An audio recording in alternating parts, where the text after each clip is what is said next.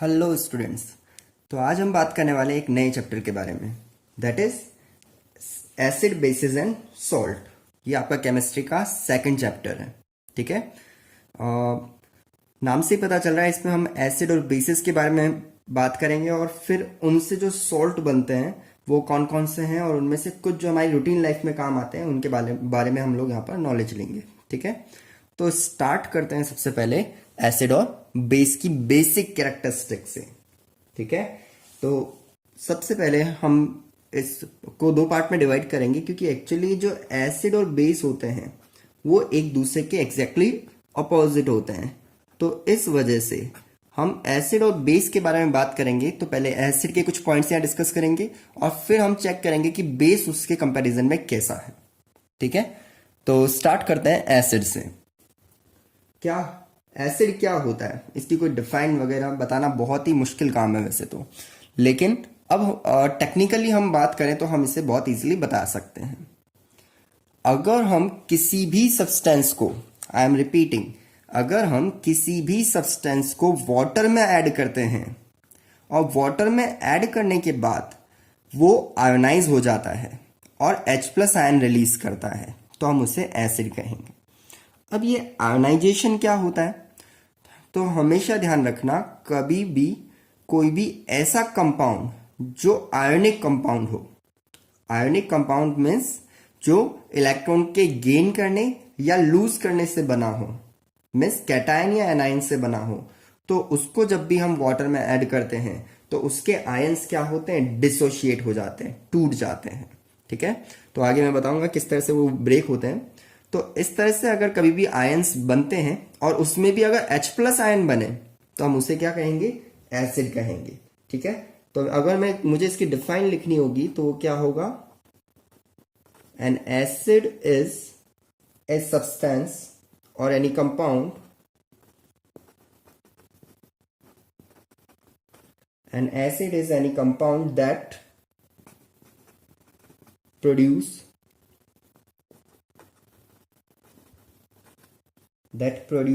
hydrogen ion, hydrogen ion यानी कौन सा आयन, H+ आयन की हम लोग यहां पर बात कर रहे हैं, ध्यान रखना। H+ ion when dissolved in water, when dissolved in water, तो हम ऐसे सब्सटेंस को क्या कहेंगे, ऐसे सब्सटेंस को हम लोग कहेंगे एसिड।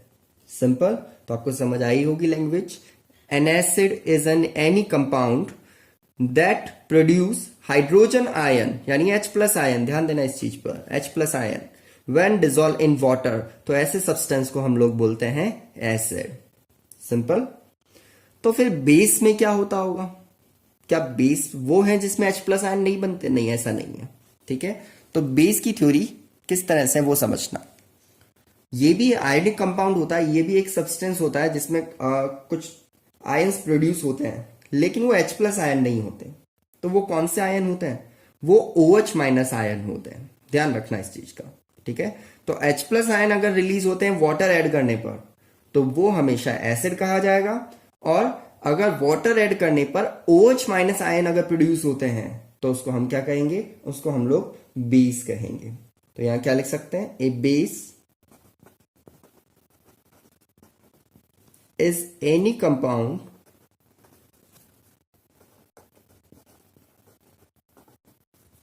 दैट प्रोड्यूस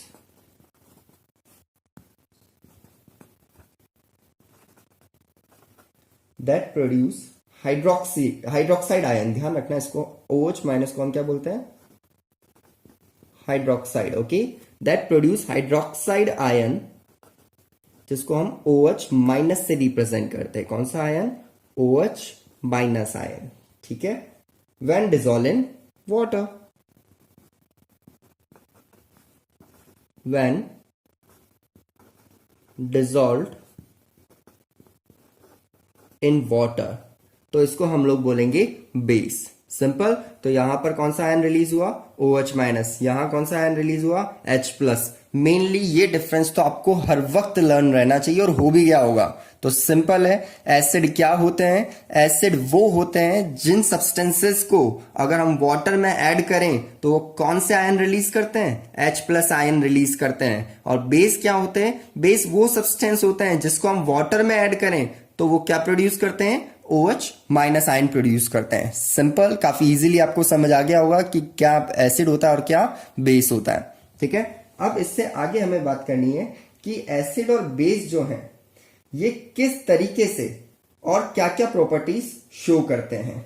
ठीक है, तो नेक्स्ट हम लोग बात करने वाले हैं कि कौन कौन सी कैरेक्टरिस्टिक या फिर कौन कौन सी प्रॉपर्टीज जो है वो एक एसिड और एक बेस को शो करनी चाहिए। ठीक है, तो फर्स्ट कैरेक्टरिस्टिक की अगर मैं बात करूं तो ये तो आपको समझ आ ही गई होगी कि जब भी वाटर ऐड करेंगे तो क्या प्रोड्यूस होना चाहिए? जब भी वाटर ऐड करेंगे तो हमेशा यहां पर H+ आयन एसिड में प्रोड्यूस होना चाहिए और बेस में क्या प्रोड्यूस होना चाहिए? बेस में OH- आयन प्रोड्यूस होने चाहिए। ठीक है, इसके अलावा कुछ और कैरेक्टरिस्टिक की भी हम लोग बात करें तो वो क्या हो सकती है वो समझिएगा आप लोग। नेक्स्ट कैरेक्टरिस्टिक होती है टेस्ट। एसिड जो है, एसिड को टेस्ट करेंगे तो क्या होगा? वो कैसा आ, आपको टेस्ट देगा? तो सबसे पहली चीज जो आपके माइंड में आ रही होगी कि यार हम एसिड को क्यों टेस्ट करेंगे? एसिड तो इतना हार्मफुल होता है कि वो हमारी टंग को पूरी तरह से जला देगा, फिर तो हम कुछ और टेस्ट करने लायक ही नहीं बचेंगे। तो हम एसिड को टेस्ट क्यों करें? तो भाई अगर हम एसिड को डायरेक्टली टेस्ट नहीं करने वाले, हम एसिड की स्ट्रेंथ बहुत कम कर दें या बहुत ही वीक एसिड लें और उसको टेस्ट करें तो उसका टेस्ट कैसा होगा? ठीक है, मैं उसकी बात कर रहा हूं, मैं स्ट्रॉन्ग एसिड की बात नहीं कर रहा हूं। उसे घर पे ट्राई भी नहीं करना है, ये बहुत ही डेंजरस है और हार्मफुल हो सकता है।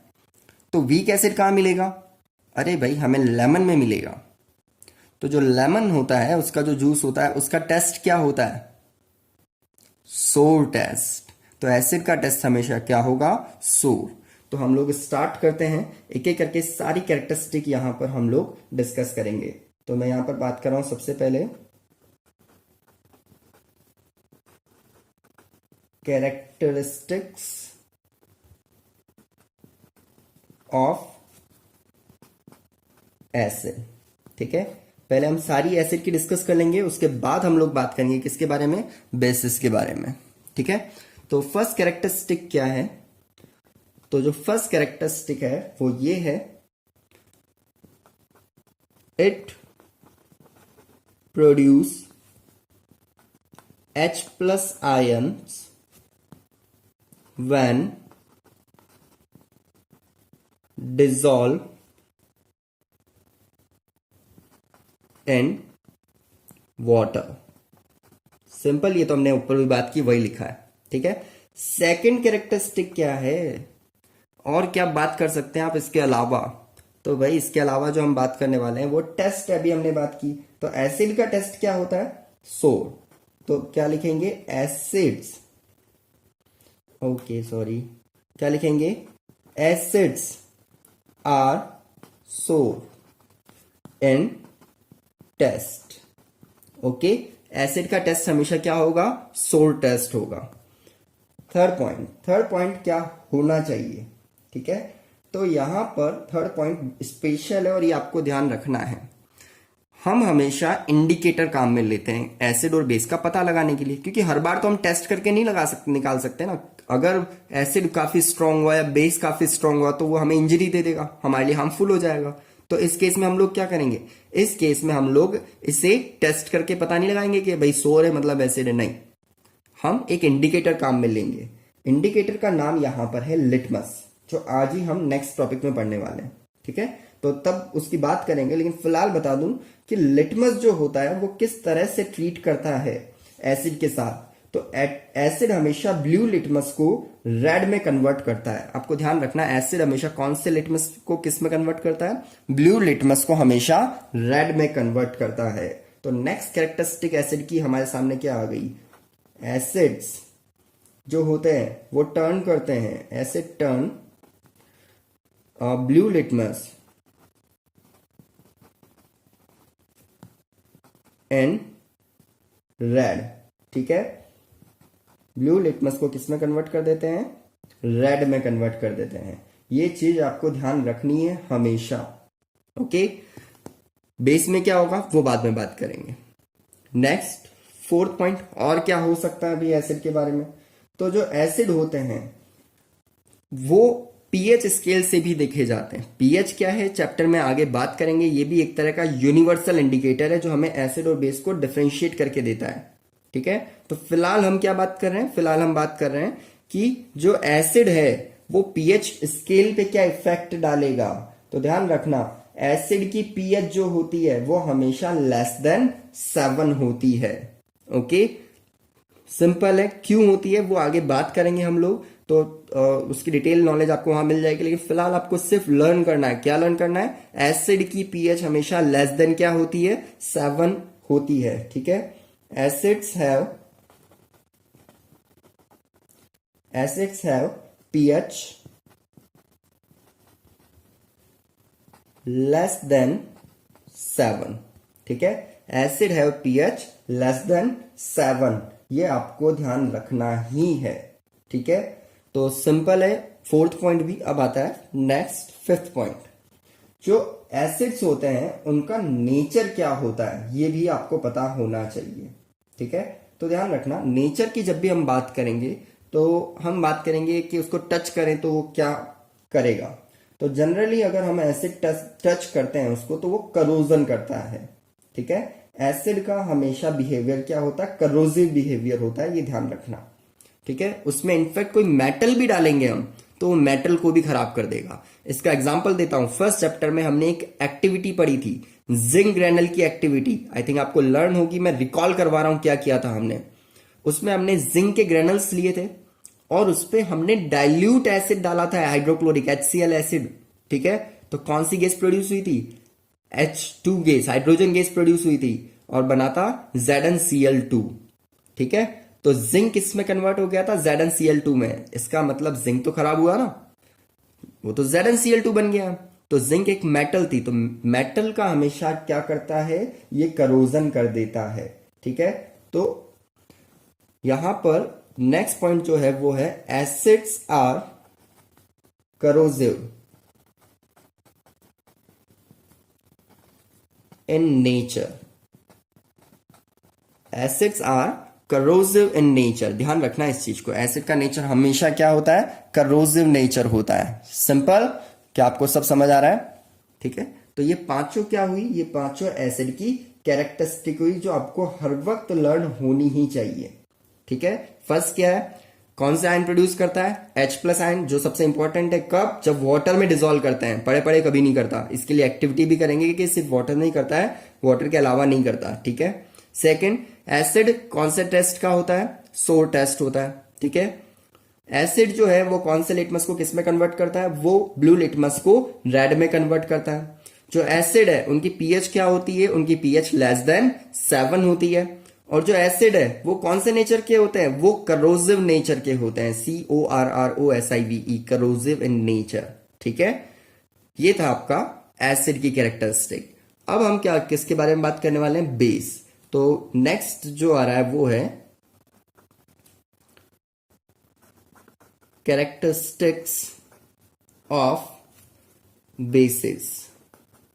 ओके, तो बेसिस की क्या क्या कैरेक्टरिस्टिक होगी हम ये डिस्कस कर रहे हैं। तो फर्स्ट पॉइंट, अब तो आप दोनों की डिफाइन देख के इसका फर्स्ट पॉइंट देख के इसका फर्स्ट पॉइंट बना सकते हैं। क्या, इट प्रोड्यूस, कौन सा है, it produce OH- ions when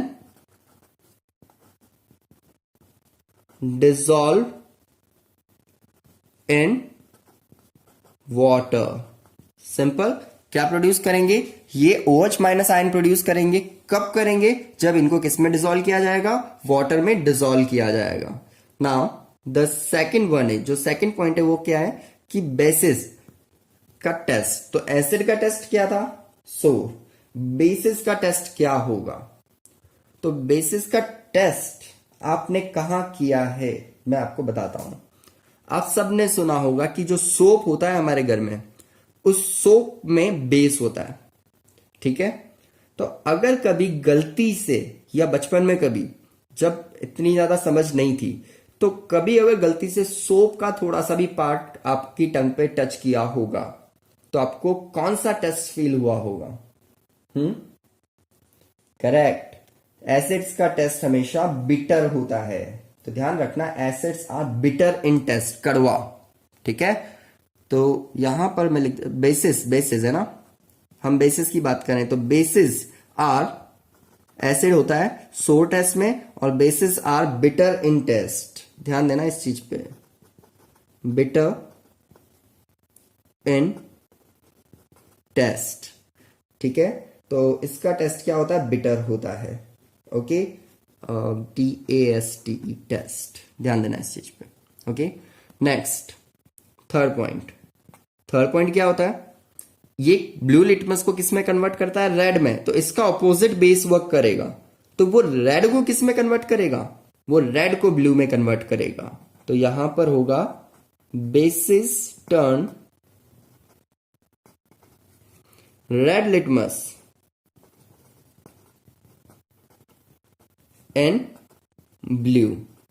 ठीक है, तो रिपीट कर रहा हूं, एसिड ब्लू को किस में कन्वर्ट करता है? रेड में। और बेस किसको कन्वर्ट करता है? रेड को ब्लू में। आपको कोई कंफ्यूजन नहीं रखना, ये आपको लर्न होना ही चाहिए। B for base, b for blue बनता है। ठीक है, clear?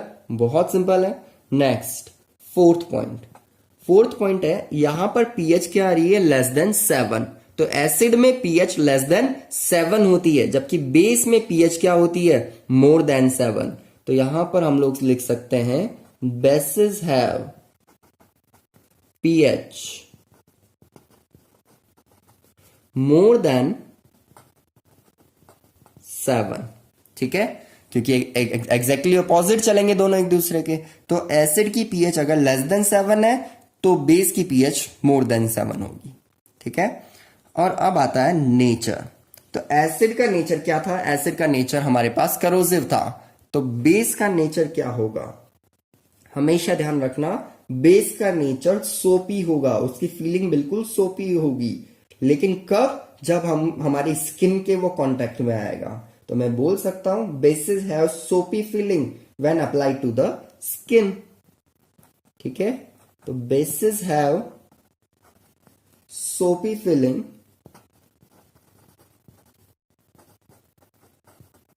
When applied to the skin. जब कहां अप्लाई किए जाते हैं? स्किन पे टच किए जाते हैं, तब उसकी फीलिंग क्या आती है? सोपी आती है। तो ये डिफरेंसेस आपको हमेशा लर्न रहने चाहिए कि एसिड जो होता है वो हमेशा वाटर में डिसॉल्व होने के बाद क्या प्रोड्यूस करता है? H+ ion. और बेस क्या प्रोड्यूस करता है? OH-। एसिड जो है वो टेस्ट में होता है सोर, और बेस जो है वो होते हैं बिटर।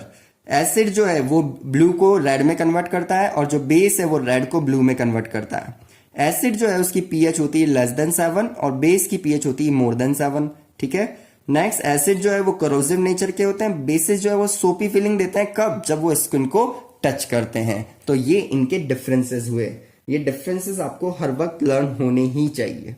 ठीक है, अब इससे आगे जो हम बात करने वाले हैं वो क्या है? वो है इनके एग्जाम्पल्स। तो आपको कुछ एग्जाम्पल्स तो हर वक्त लर्न होने चाहिए, क्योंकि ये कभी भी एग्जाम में पूछे जाते हैं 1 मार्क में। तो एग्जाम्पल को भी हम कैटेगरी वाइज लर्न करेंगे। ठीक है, एक मोस्ट कॉमन एग्जाम्पल है एसिड का जो आपने सुन रखा है, दैट इज हाइड्रोक्लोरिक एसिड। इसको हम किससे रिप्रेजेंट करते हैं? HCl इसका सिंबल हुआ। ठीक है, नेक्स्ट और क्या है? Sulphuric acid. Sulphuric acid, sulphuric acid को हम किससे रिप्रेजेंट करते हैं? H2SO4 से हम लोग रिप्रेजेंट करते हैं। ठीक है, नेक्स्ट इसके अलावा हमारे पास हो गया नाइट्रिक एसिड। तो जो नाइट्रिक एसिड होता है इसका सिंबल होता है HNO3। ठीक है, इसके अलावा भी और काफी सारे एसिड हमारे पास है, लाइक फॉस्फोरिक एसिड। ठीक है, लेकिन फिलहाल हम इन तीनों की बात करें तो ये तीनों जो हैं ये स्ट्रॉन्ग एसिड की कैटेगरी में आते हैं। ध्यान रखना, स्ट्रॉन्ग एसिड होते हैं। ठीक है, तो आपको ध्यान होना चाहिए कि कौन कौन से स्ट्रॉन्ग एसिड होते हैं, खास करके HCl और H2SO4 तो आपको अच्छे से लर्न होना ही चाहिए। नेक्स्ट, स्ट्रॉन्ग एसिड के बाद मैं वीक एसिड की तरफ चलूं तो आता है कार्बोनिक एसिड। ठीक है, तो नेक्स्ट एसिड का एग्जांपल है दैट इज कार्बोनिक एसिड। ठीक है, इसका जो सिंबल है दैट इज H2CO3, इसको हाइड्रोजन कार्बोनेट भी बोलते हैं और ये वीक एसिड है। अब हम जो भी बात करेंगे वो सारे के सारे एसिड क्या होंगे, वीक एसिड होंगे। ओके, नेक्स्ट मैं बात करूं acetic acid. Acetic acid formula होता है CH3COOH। ठीक है, फॉर्मूला क्या है, CH3COOH। ये भी एक तरह का क्या है, वीक एसिड है। ओके, तो ध्यान देना, ये दोनों क्या हो गए हमारे पास, ये हो गए वीक एसिड। तो स्ट्रॉन्ग एसिड कौन कौन से हैं, HCl, H2SO4, HNO3। Weak acid कौन सा है, H2CO3 और CH3COOH। सिंपल। इसके अलावा भी काफी सारे एसिड्स हमारे पास होते हैं जो यहां पर हम काम में ले सकते हैं, लाइक सिट्रिक एसिड।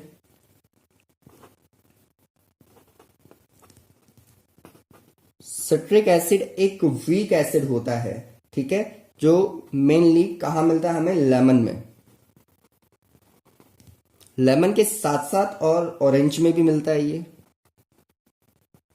ठीक है, सिट्रिक एसिड का फॉर्मूला वैसे C6H8O7 होता है, लेकिन ठीक है, अब जो एसिड्स थे उनके नेम्स फॉर्मूलाइज लर्न करने की हमें रिक्वायरमेंट नहीं है। ठीक है, इसके अलावा मैं बात करूं, नेक्स्ट आता है ऑक्सैलिक एसिड, जो बहुत इंपॉर्टेंट है और पूछा जाता है। ऑक्सैलिक एसिड, ठीक है, किस में प्रेजेंट होता है, ये टोमेटो में प्रेजेंट होता है।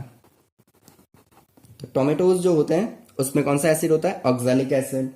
ठीक है, और अगर हम बात करें तो एसिटिक एसिड वैसे आ गया ये विनेगर। विनेगर अगर आपने देखा होगा, सिरका जिसको हम जानते हैं फास्ट फूड वगैरह में हम लोग काम में लेते हैं। ठीक है, तो विनेगर जो होता है वो एक्चुअली एसिटिक एसिड का सॉल्यूशन होता है। ठीक है, ये भी हम आगे डिस्कस करेंगे। और भी काफी सारे एसिड होते हैं, like formic acid. Formic acid, formic acid होता है HCOH। ठीक है, ये कहां पर होता है, ये एंट स्टिंग में प्रेजेंट होता है, हमेशा ध्यान रखना, एंट स्टिंग में ये प्रेजेंट होता है। तो अगर आपको ध्यान होगा कि कभी भी आपको किसी एंट ने स्टिंग किया होगा, किसी चींटी ने काट खाई होगी, तो उस वक्त आपको एक बर्निंग पेन होता है। तो ऐसा क्यों होता है, क्योंकि उसमें क्या प्रेजेंट होता है, उसमें एसिड प्रेजेंट होता है। फॉर्मिक एसिड जो हमारी बॉडी में वो रिलीज करती है। यही एसिड हनी बी में भी प्रेजेंट होता है। ठीक है, और इस वजह से वहां भी हमें बर्निंग पेन होता है। यही एसिड नेटल प्लांट आता है उसके उसमें भी प्रेजेंट होता है, तो वो भी अपने सेल्फ डिफेंस में काम में लेता है। ठीक है, ये जो चारों एसिड्स हैं सारे के सारे क्या हैं, वीक है। तो वीक तो ये सारे हैं, लेकिन ये acetic acid, citric acid, oxalic acid, formic acid, इन सब में कार्बन आ रहा है, ध्यान रखना, क्योंकि ये कोवेलेंटली बॉन्डेड होते हैं, जिसकी डिटेल बाद में देखेंगे हम लोग। धीरे धीरे आपको सारी चीजें समझ आने लगेगी, लेकिन इन चारों को आपको ध्यान रखना है एक ग्रुप के नाम से। क्या, ये सारे के सारे ऑर्गेनिक एसिड हैं। ऑर्गेनिक एसिड, तो ये सारे कौन से एसिड है, ये सारे हमारे पास ऑर्गेनिक एसिड हैं। तो यहां पर हमने 3 कैटेगरीज देखी है, स्ट्रॉन्ग एसिड और वीक एसिड, और साथ ही में ऑर्गेनिक एसिड। तो ऑर्गेनिक एसिड में हमेशा कार्बन प्रेजेंट होगा ही होगा। ठीक है, तो ये आपके एग्जाम्पल हुए एसिड के, ये आपको अच्छे से लर्न हो जाने चाहिए।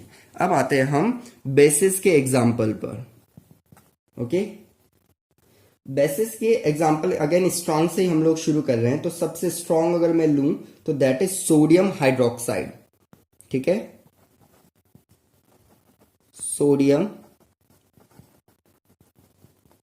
हाइड्रोक्साइड, फॉर्मूला NaOH, हर वक्त याद रहना चाहिए। सोडियम हाइड्रोक्साइड स्ट्रॉन्ग बेस है, और स्ट्रॉन्ग बेस है जिसका फॉर्मूला क्या है, NaOH। ध्यान रखना, OH है, पानी में डालते ही OH अलग होगा तो बेस होगा। इन सब में H आ रहा है तो वाटर में डालते ही क्या होगा, इसमें H प्लस अलग होगा, इसलिए ये सब क्या है, एसिड है।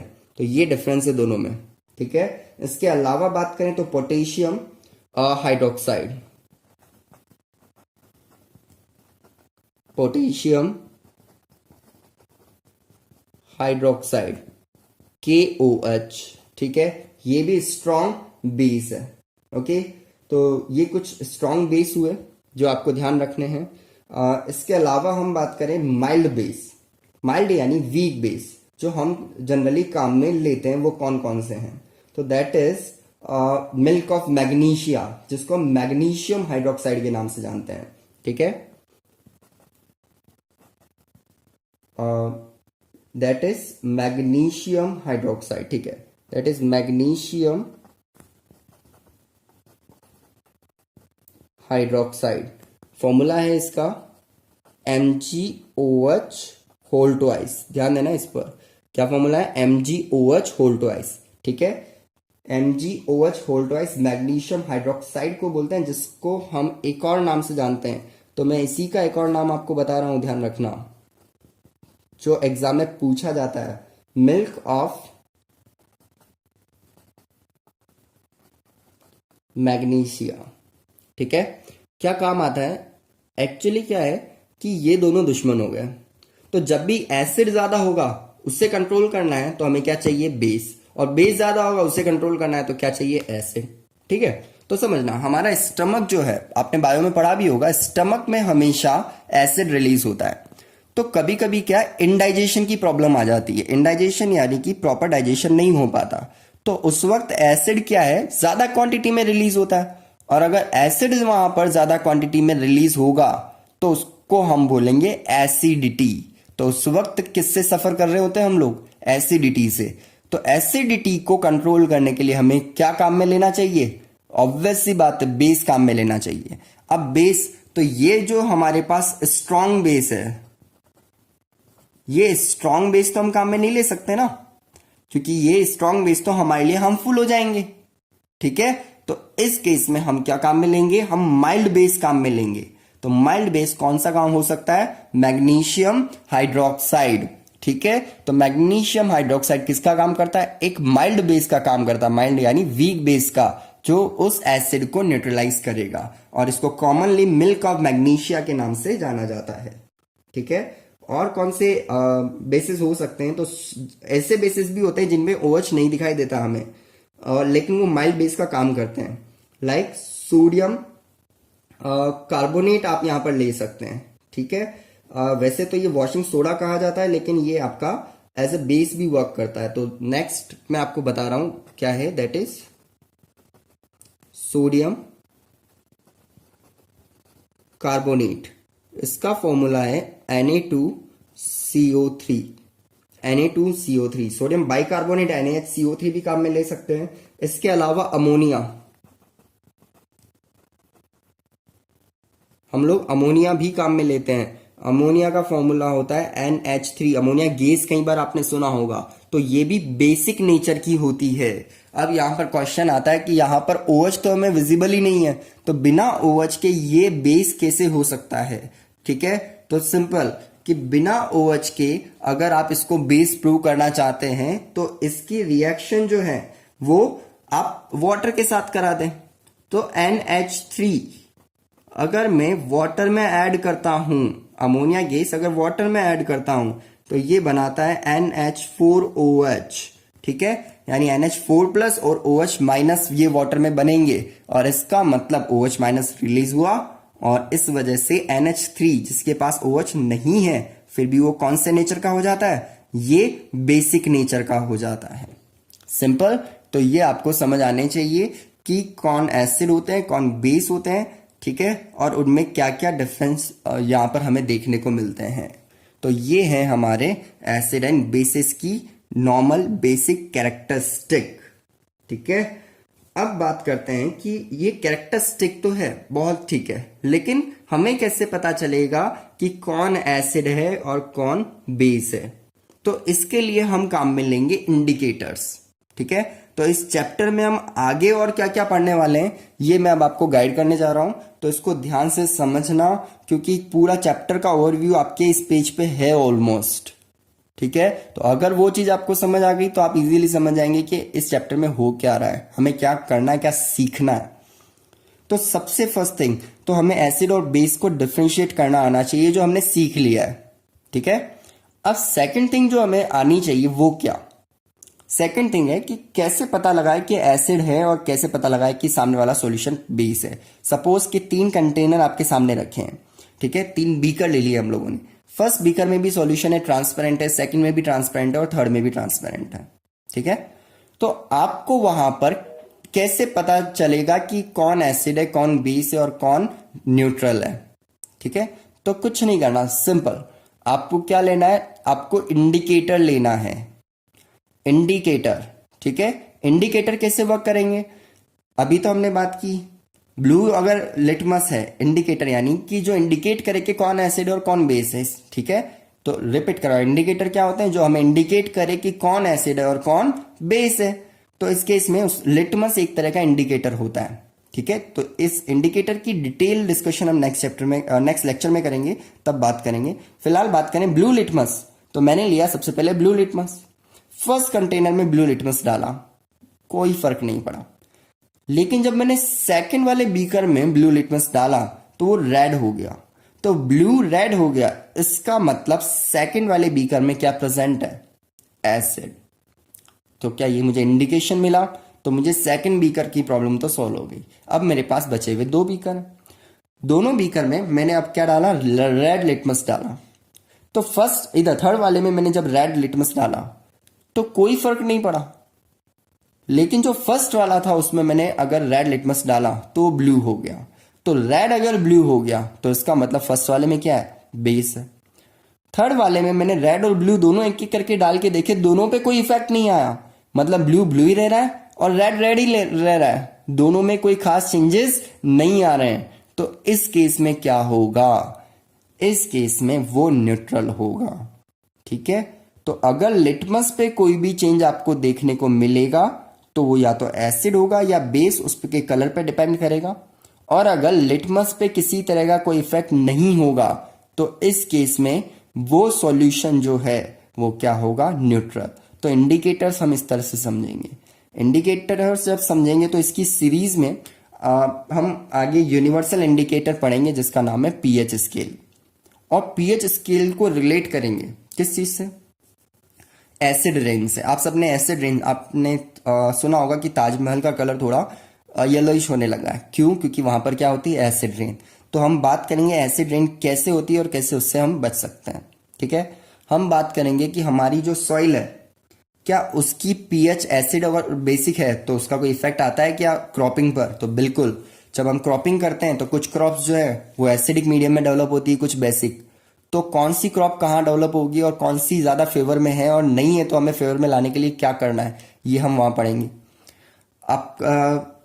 आप हमेशा ब्रश करते होंगे दिन मॉर्निंग में और इवनिंग में, ठीक है, यानी उठने के बाद और सोने से पहले। तो ये ब्रश क्यों किया जाता है, ऐसा रूटीन क्यों बनाया गया है, कैविटीज से बचने के लिए नहीं, टूथ डीके से बचने के लिए, ठीक है। तो ये क्या होता है टूथ डीके, और हमारे पेस्ट में ऐसा क्या होता है कि वो हमें उससे बचा लेता है, तो ये भी हम बात करेंगे, ठीक है।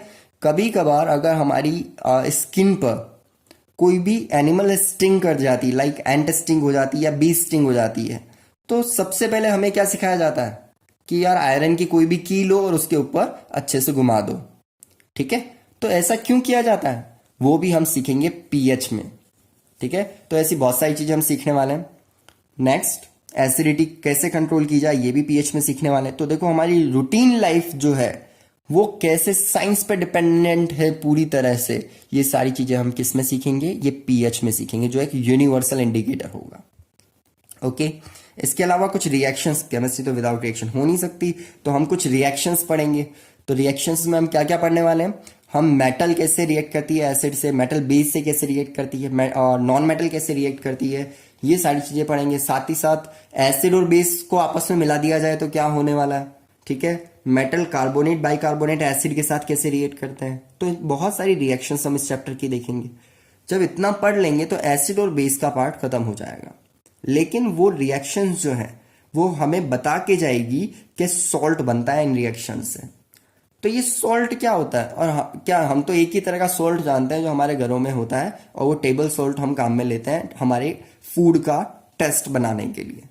लेकिन क्या कोई और सॉल्ट भी होता है, यस, बहुत तरह के सोल्ड होते हैं, और वो कैसे होते हैं क्या होते हैं उसके बारे में हम डिटेल में बात करेंगे, ठीक है। तो ये सारी चीजें हम इस चैप्टर में कवर करेंगे। आई होप कि आपको आज के डिफरेंसेस समझ आ गए होंगे। मैं रिपीट कर रहा हूं, फर्स्ट डिफरेंस है H plus OH minus ion का, सेकंड है सोर और बिटर टेस्ट का, थर्ड है ब्लू लिटमस को रेड में कन्वर्ट करता है और ये रेड को ब्लू में कन्वर्ट करता है, फोर्थ है इसकी pH लेस देन 7 होती है, इसकी मोर देन 7 होती है, और ये करोजिव नेचर का होता है और ये सोपी फील देता है जब टच करते हैं। ठीक है, ये बार बार इसलिए रिपीट कर रहा हूं ताकि आपको यहीं पे लर्न हो जाए और हो भी गए होंगे।